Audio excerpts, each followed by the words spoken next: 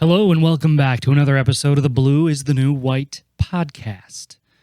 Today, we talk with a fellow FEDD member, and if you don't know what that is, shame on you. Just kidding. Look them up. Food Equipment Digital Disruptors on Facebook or at thefedgroup.com.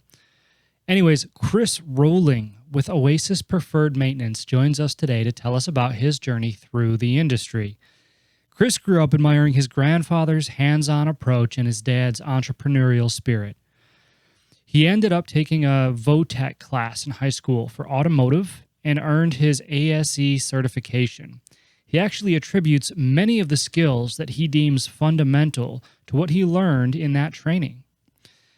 After some initial jobs, Chris got a taste of entrepreneurship himself and never looked back. He used his skills to create Oasis and lives his success every day by being a leader in his organization and helping young people develop in the industry. Don't forget to subscribe to this channel and on our website at blueisthenewwhite.com to receive all the latest updates. As always, this show's not monetized and we don't run ads. We rely strictly on word of mouth from our listeners to further the mission. So if you enjoy this episode, please take a second to rate it, review it, and share it with others. The future generations of tradespeople depend on it. They depend on you. So thank you again, and enjoy this episode of the Blue is the New White podcast with Chris Rohling. Welcome back to another episode of the Blue is the New White podcast.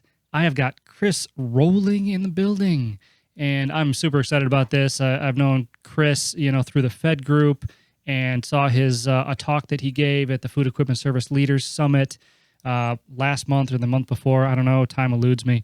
But either way, Chris, welcome to the Blue is the New White podcast. Glad to have you here today. Hey, Josh. Super excited to be here, man. All right. Excited for Thirsty Thursday. Yeah, Thirsty Thursday. For all those listening, it is Thursday when we're recording this. So, yes, to that point.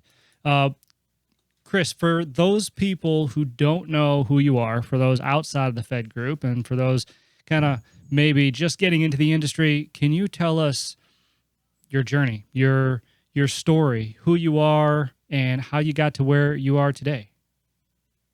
Absolutely. My story is pretty long. I can say, obviously, I had no idea coming out of high school what I wanted to do with my life. No real idea what direction I wanted to go. I was fortunate enough in high school that we had a VOTEC class, and it was something that came up in our little area, and we had the opportunity to take a couple classes over there, and there were the typical HVAC and plumbers and framing, and I chose to take automotive. And I learned so much in that class that really it really stuck with me through my life. Just the challenges of overcoming problems, finding solutions to problems. I can relate all of that back to that class. It was so instrumental, not only in the friendships and the people that we met and the influence that I received. It's something that I carry with me today and really helped mold me into who I am. When I got an ASE certification. I want to stop you right there real quick. I got a question for you. And I might do this every once in a while, interrupt so we can kind of talk Sure. about different pieces. But I just get curious and my thoughts get lost. But so in high school, you took this VOTEC class in automotive. Had you been interested in automotive and cars and stuff like that prior to this? Maybe working on them with your dad or your family or, anything like that? Yeah. So, my dad was not very mechanically inclined. But I grew up at a young age around my grandpa, like most of us do, kind of carries you around with him. And we were always going to the farm, his side of the family, we're all homesteaders in our little area. So they had a farm and there was tractors and equipment and all fun stuff, as a kid to go check out. So he was always kind of doing that stuff. And I was right there. And, he was an electrical engineer. So he had a massive workshop at home and would bring, motors and different components to the house, and I was just enamored. I was just like, wow, that's so awesome, and I guess so. I kind of picked up on that. I was that little 8-year-old kid that, we always got those RC cars and stuff when we were kids.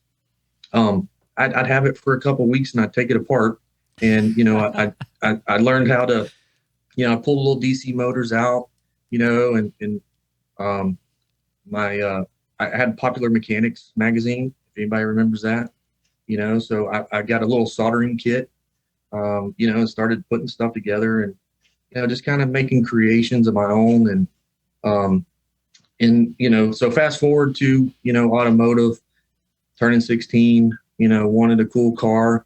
My dad always had cool cars, so that's kind of where that started. And, I saw this an opportunity and to get in the VOTEC class. That way I could learn, how to work with my own stuff. We didn't have, the resources like some other people. And we had what we had, and it was kind of like, hey, if you want a car and you want to be driving it and you want to fix it, then it's on you, Yeah. So it's a great opportunity. I learned, basically A to Z. We built motors. We did, full line brakes, and we did all kinds of, really neat stuff. And so, I always kind of had an intuition, but I never, I never really experienced it until I got into that class.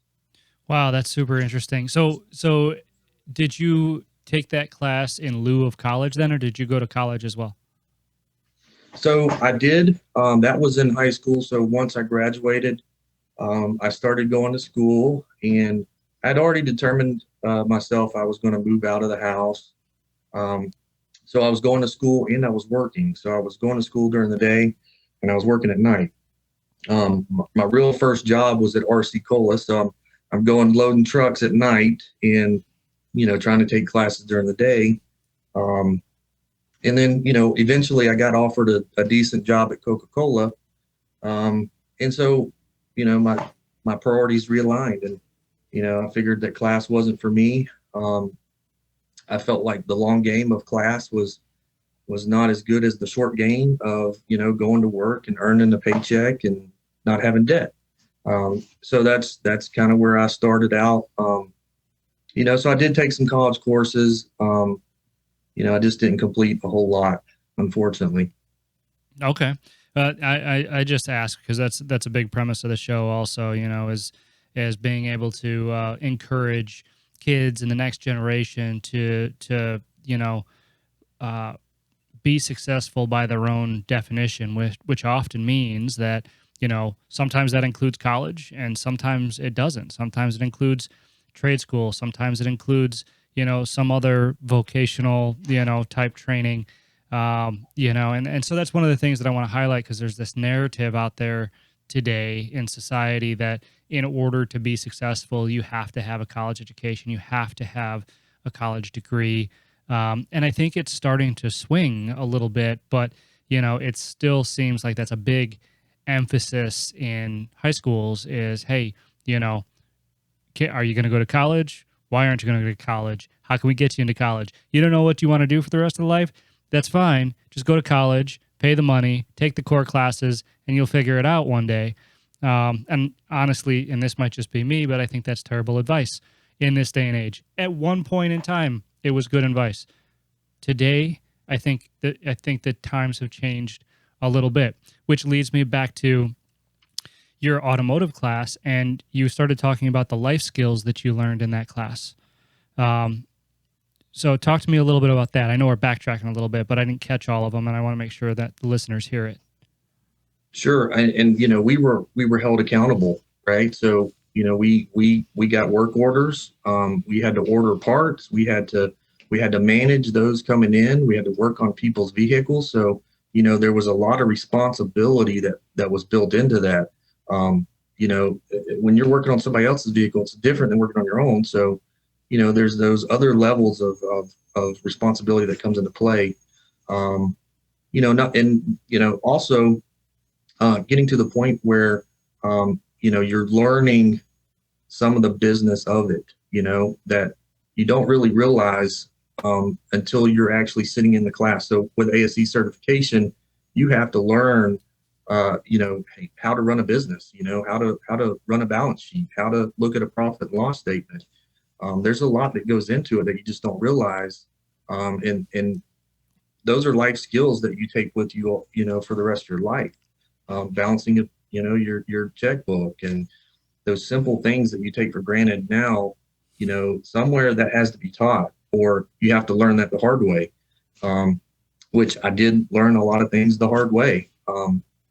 But that experience was that valuable for me.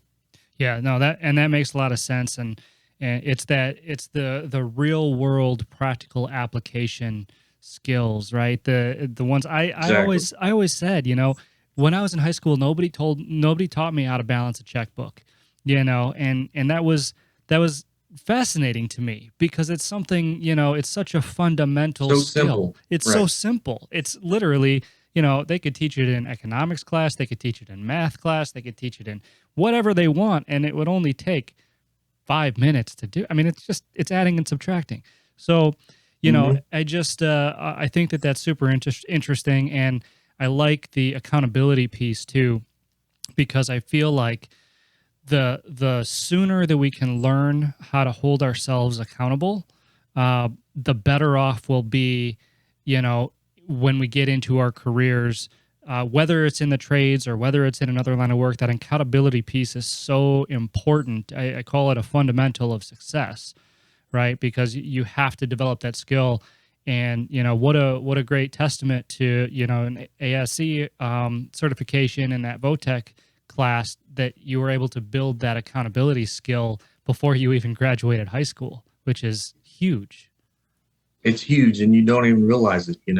I never realized it until the real world smacks you in the face, and you're like, okay, well, I divert back to, okay, this is what I learned there.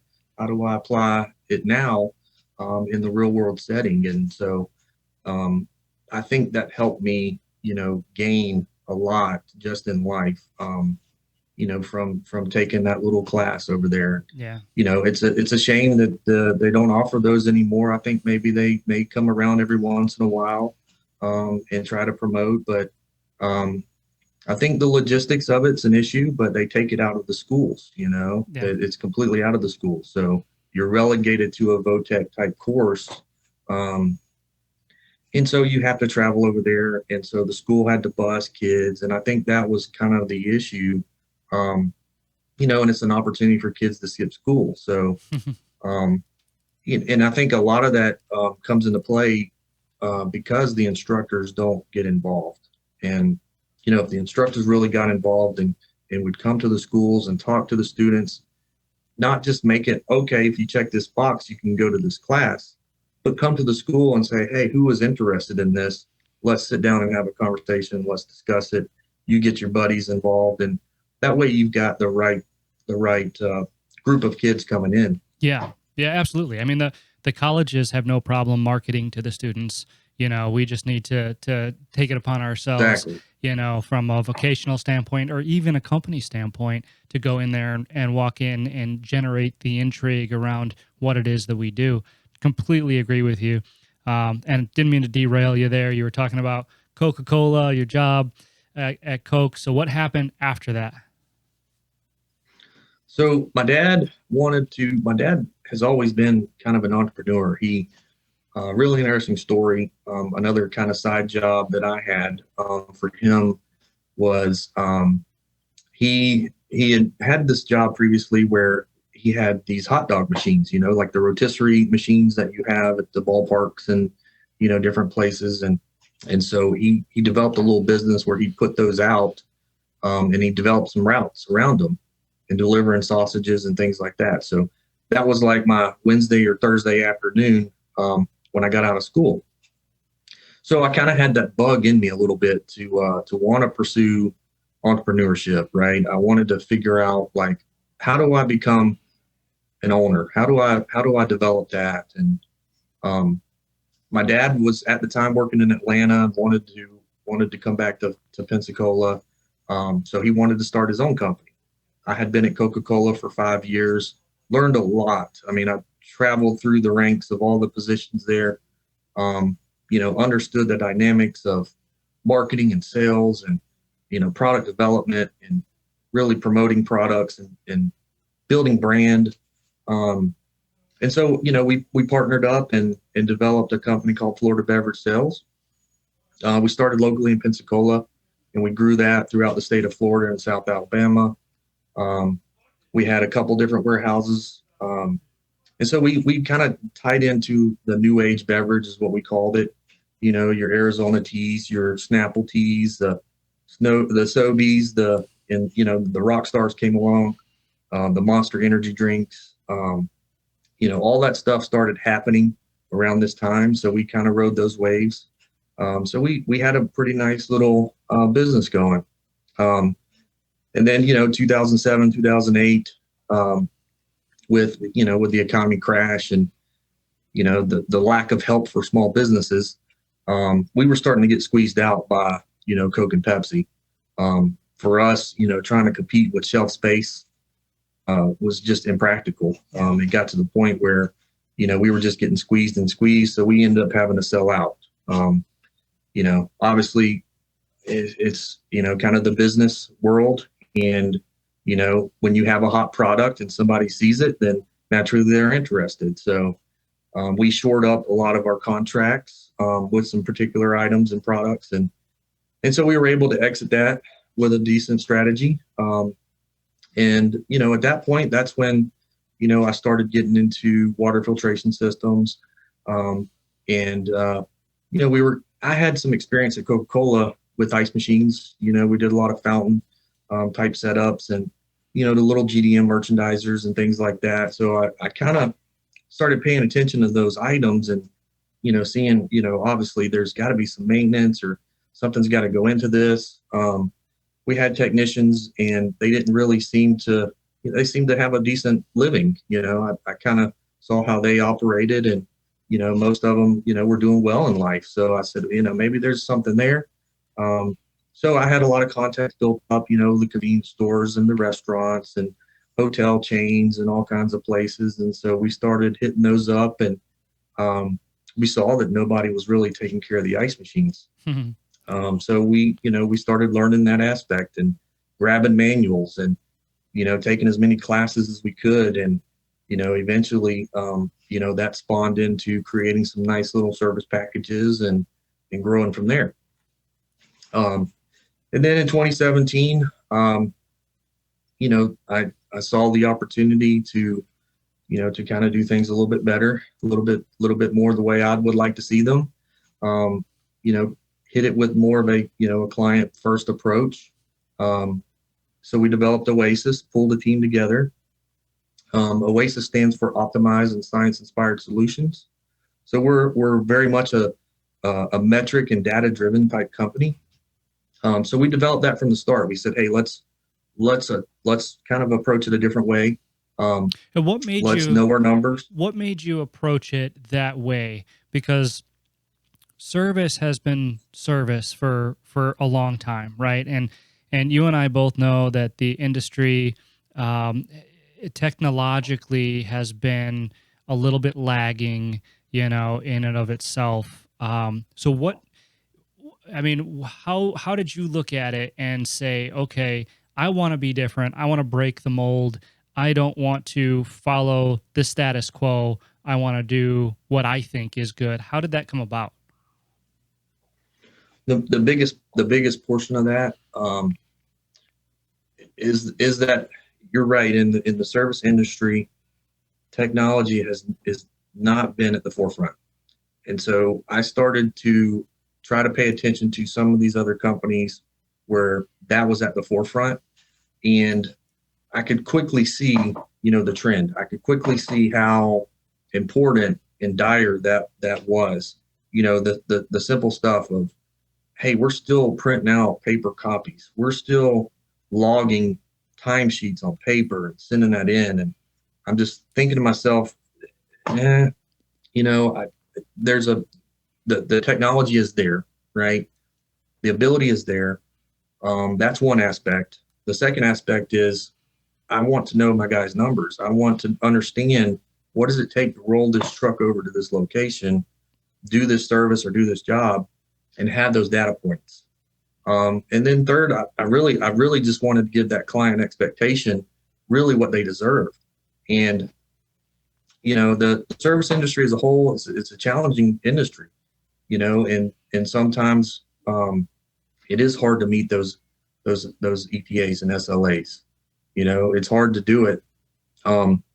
So I could see, kind of some trends going on, and figured that, really I can approach it a little bit different way, have a better ETA, have a better SLA, and give that client experience something a little different.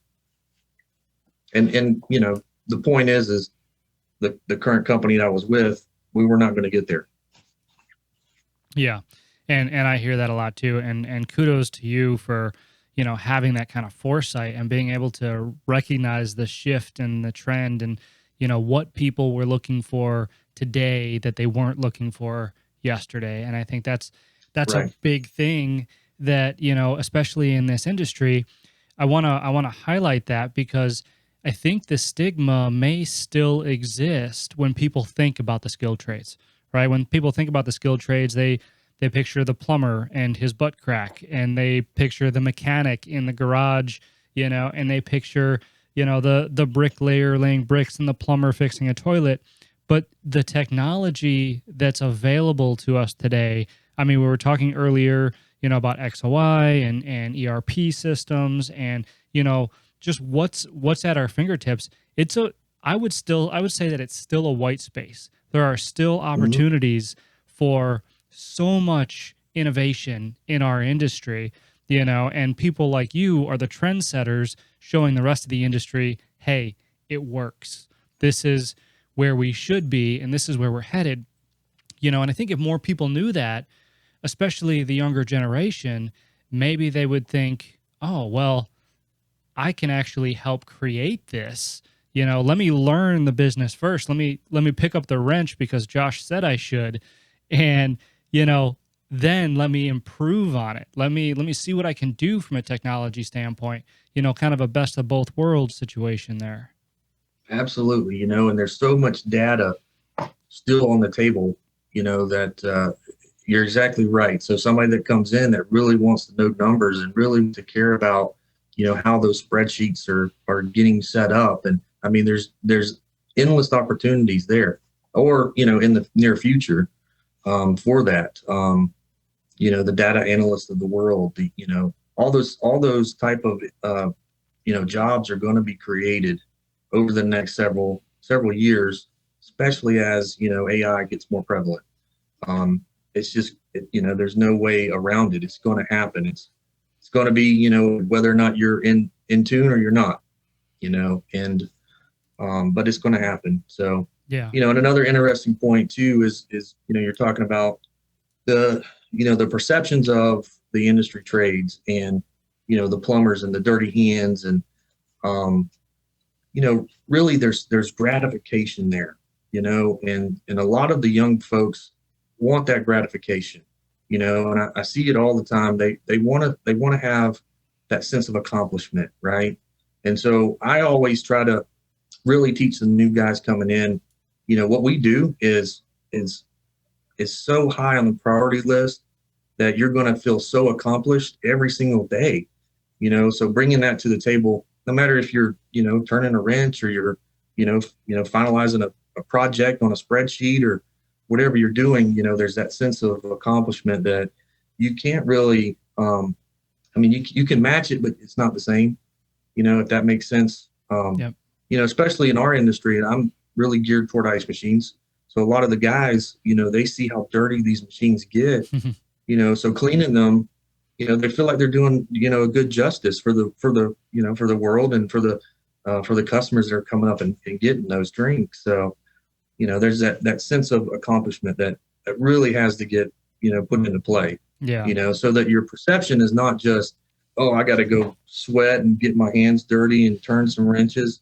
Well, no, actually what you're doing is you're providing an essential service for a client that, cares about the quality of their product, and, or, you're fixing a product for a client that can run his business and be able to serve his clients, a healthy meal, or, however many pizzas he needs to get put out for the day to support his team, and his people working.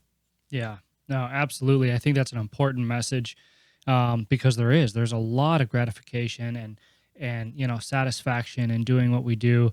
Out of curiosity, with your position now and your company where it is today, where do you get the most gratification? I like seeing the young guys come in. I mean, that's really where I get my gratification. I like to see these guys coming in, and they don't really, I see a little bit of myself in them, right? So don't know what I'm going to do with my life, have no idea, have a girlfriend, apartment, I still live at home, whatever. Well, how about this? I can set you on a course, and for the next 5 years, here's a path that you can go, and you can have a really good life. So I like seeing those guys. And for me, whenever they are encouraged, and we use Microsoft Teams, so each little area, our regions have a little team chat. So I get to see those. And so when I see those guys communicating back and forth, and, they're encouraged, and they're excited to tackle the day, and, solve problems. I mean, that's where I get, really excited about. Yeah, no, and that makes a lot of sense. I share that with you, Chris, and because I think you reach a point, right, where that gratification changes as you move through life, and what gave you that satisfaction yesterday may not give you the same satisfaction today. I can tell you, at one point in my career, I didn't care about the young people coming into the business. It was well before I wrote the book. It was when I was a young person myself, right, and I was coming up in the business. My priorities were just incredibly different. But you reach a point after you learn and after you're immersed in the atmosphere of working with your hands and the people in these industries, that you become so passionate just about being in it that you can't help but want to provide the opportunities for others to see the same thing. Is that kind of where your head is at too? Exactly right. Yeah. Yes, exactly right. And to see them be successful, man, that is, that's the ending. That's the icing on the cake, is, to see somebody be successful. And to the flip side too, some of the older guys that we do have, it's been fun to see them kind of transition a little bit, buy into, what we talk about, what we teach, and what we coach, and see them become more successful. Yeah. That's been very gratifying to me too. Yeah, no, that there's a lot to be said about that too, because you keep hitting these main points, Chris. With the stigmas around the industry, right? When another thing that people think about, I think, with the skilled trades is that it's an old industry, right? And Right. that it's comprised of, for lack of a better term, just dinosaurs, and people who are resistant to change, but nothing could be further from the truth. You know, these Right. these guys are, I mean, especially the older ones in the industry, are great people. And first and foremost, they want to give, they want to serve, first they want to serve the customer, they want to do a good job, they want to take pride in what they do. And then on the flip side, they want to pass their knowledge on to other people who can use it, who can act the same way. And that's something I think we need to highlight, because it's not an industry full of cranky old men. That's just not it. I got to Hmm. put that out there. It's an industry full of Right. good, prideful, hearted people. Exactly. Exactly. And they wouldn't really be in this industry if they weren't. That's a lot of the mindset that a lot of the older technicians have is not just, I got to wake up and go fix this thing. It's, hey, I'm providing a essential service. Yeah. I mean, I'm the guy that's going to take care of what your needs are today. And I see that enthusiasm a lot with the older guys. And they wear that badge. And you're right. Whenever they can pull a young guy with them, or I see those chat messages going around where they're saying, hey, I know you guys haven't ran across this yet, so when this happens, XYZ. So those are all fun to see. Yeah, absolutely. So you had mentioned a path, for a 5-year path, if you will, for young people entering into your organization, and you're thrilled to be able to offer them this opportunity. Can you give us a little, bird's eye view of what that 5-year path looks like? Sure. So, entry level for us really is a PM cleaner, or, coming in the warehouse, working in the refurb equipment, really just learning the basics. And, we're teaching them very specific key items, SOP compliances on certain pieces of equipment. We're giving them some very critical information on, water filtration systems, those type of things. That next step transition to being a field technician, what we call a service professional. We like to feel like our guys are more professional when they get out into the field. They've gone through training. They've gone through some really critical instructions, factory training. And then once they get out into the field, they're a service professional. And, you may start out on just a few pieces of equipment. We may graduate you up to, a experienced level service professional. Maybe you get to have a little more responsibility. You may get one other guy under your wing, and you guys work together with new installs or, maintenance trade type items or things like that. Next step would be to be an area manager or assistant area manager, depending on how developed the area is. We have different regions. We have an area manager for each region. So you kind of have a step-by-step process. If you become an area manager, next step is to become more of a trainer or a regional director. And if that doesn't really suit you, and there's a sales position available, or, we can transition into some more sales, then, those are opportunities as well. So, as a 5-year process, you can really achieve that pretty quickly. Wow, that's interesting. So what are some prerequisites that you look for from some of these younger people coming in? Is it are you looking for a college education? Are you looking for trade school, or just mechanical ability? Or what do you see? Attitude. Yes. Attitude. If you've got the right attitude, I can teach you anything. It doesn't really matter. Love you it. do have to have some skill sets, right? If you've never really used a pair of pliers, or you've never really used a crescent wrench, or you don't even really know what those are, it presents a little bit longer challenge. But we have had guys that have never. We had one that's never changed the tire, right? Never been in that position. Didn't understand the difference between metric and standard. But we were able to teach him the basic because he had the right attitude. He had the attitude of like, nobody's ever taught me this, but I want to know it.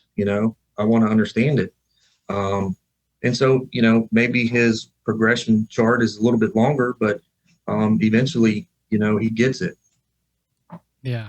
No, and that's powerful too. I'm so glad that you said attitude, because that's the other fundamental of success, right? I talked about that earlier, and how accountability was a fundamental of success. Attitude is the other thing, because it controls so much of what you can accomplish. If only you have the right attitude. I like to look for learners, right? People who have an insatiable thirst for knowledge, people who aren't afraid to look like idiots, when they ask questions, just like a little kid, right? You think about 5 and 6-year-old kids, and how, they'll ask question after question after question, and they won't care, how it makes them look. They're not even thinking about looking stupid. But, fast forward to, when they're 16, 17 years old, in this social media type of world that we live in, this instant gratification world, where we're constantly trying to impress other people and stuff like that. I think that we start to develop a fear of asking questions, because, what if the other person thinks that we're stupid? And I say, who cares? Right. And so I love to look for that in people. If somebody comes into an interview with me and they just start asking a million questions, I love it. Right. Because, it's not even the appropriate platform to do that, but they don't care. They just want to know. They just want to learn, Yep. The old saying is, the only stupid question is the one not asked, Yeah. Or the answer is always no, um, and I agree, and obviously in the industry, right, it helps to have, some history of, equipment knowledge, or you've got some experience, or, you've got your universal EPA or whatever, really helps fill that, really the credentials. But, again, all that's great, but if you don't have the right attitude, man, you're spinning in circles sometimes. So to me, that's what I look for first. If you've got some mechanical experience, that's always great. If you've got electrical experience, that's always great. Those transition well into what we do, solving problems, checking out, tracing down electrical components, tracing down where your faults are, understanding water connections, water fittings, um, understanding different electrical voltage, the basics. And so, I mean, all that really transitions well, but we can teach all that, with the right attitude. That's right. That's absolutely right. And you said something else that struck a chord with me too, which is solving problems, because at the end of the day, when you're out there in the field turning wrenches and learning how to do this trade and other trades, you're solving problems is what you're doing, right? You're usually fixing something or building something that originated as a problem, and you're a part of the solution. And I imagine, because I was listening to you talk about your trajectory, about how you can go from the PM techs to service technicians to area managers. Now the jump right into management between a technician and an area manager, completely different skill sets, and you absolutely have to, you have to work at it, you have to want it. But I imagine that solving problems piece that you learned on your way up has a big part of what to do, as an area manager. Am I correct? Critical thinking skills, right? Yeah. Those are the key components. And when you see those and you have them, and right, you're learning how to solve problems, because as a manager, essentially you're solving problems. They're just different problems. You know, it's all kind of the similar thought line. It's just, the problems are a little bit different. Yeah. And so you're right. And some people don't transition to those, and that's why, I suggested that if sales is a way to go, and maybe you're not quite adept at that, then get into some sales and understand how to teach the products and sell the products as really educational tactics and ways to approach it. Yeah, and we talk about trajectories within the trades and within businesses, and I think that's something important people need to understand, right? Is the fundamentals you learn while you're doing the actual trade work, but then the trajectory that you go on after that, as long as you have the right attitude, as long as you want to keep learning, as long as you want to keep growing, it is really unlimited. I mean, you've got management, you've got parts, you've got dispatch, you've got sales, you've got entrepreneurship. You've got all of these different paths that you can take if you just have that base knowledge. So really, in my mind, I don't know, people don't agree with me, but I think that there's a place in the trades for anybody, especially if they're not exactly sure what it is that they want to do. Because Right. what better way is there to know what you want to do than to do it, learn it, and get paid for it? Yep. Yep. And I'll give you an interesting story too. So we had two guys started with us in 2017. Um, again, didn't know what they wanted to do with their life, but they had a business model in their mind that they wanted to be. Had nothing to do with the trades, but got into the trades, learned a lot of those critical thinking skills, learned solving problems, built up enough confidence to be able to launch their own personal careers in a business and entrepreneurship. And so for me, like, that is almost the instant gratification, because, or the ultimate is, seeing somebody come through the trades and really and did a great job, learned everything, learned the critical thinking skills of it, and then transition into owning your own business, completely different than the trades, but having the confidence to take that leap. And to see them be successful, is really, it's really gratifying for me too. Yeah. No, So there's, again, like you say, there's endless opportunities. once you get in the trades. Yeah. Yeah. Which I think more people need to know. And just a quick question, a general curiosity before we move on. Your area managers, are they more tech facing or customer facing or like back office facing or everything? They're in between techs and customers. Cool. So That's what I thought. they are, they've completed the highest refrigeration courses that they can get. They've got, a large amount of knowledge, experience under their belt. And so they're managing their technicians majority of the time. And, when customer issues do arise or, some sort of intervention needs to happen, then they're available. So they're in the field with those guys. Oh, that's awesome. And I think that's important too, right? Because, is in the industry, there's a respect factor, right? Of those who have been there and done that, and not only a respect factor from those, on one side of it, but an understanding factor from those who have been there. And it creates this wonderful synergy when, say an area manager has been a technician, has turned the wrenches and has been in those same circumstances, because they get it, they understand. And that's how you start to build a culture within a company that really values what everybody does. Mm-hmm. Yep. Yeah. All right. So look, I can't believe we've already been talking for almost an hour already. You're one of those people I could just talk to forever, but I can just talk, I can just talk. Again, Scott McGraw, shout out to him and what he's done with the summit and the leaders. And, obviously we can talk and talk and talk about the trades too, because it's something we're passionate about, right? It's you get it in your blood, and once you have it, you really want to expound upon it. Absolutely. What do they say? Oftentimes we arrive by accident, but we stay on purpose. Yeah. All right. So Chris, last question for you. We talk about success and we talk about what that means and how it changes over time. Today, what does success look like to you?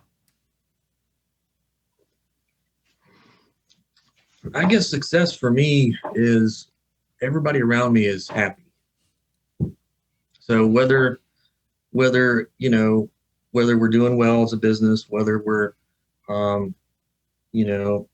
lining up new clients or we're building business, that's all great. But really, I want to carry over to my family and to other people and present that that comforting level, that leadership type role. And you asked the question about leadership, so I kind of took that to heart. So I guess success for me is to be a good leader. That's awesome. That's a really great answer. And I like to highlight.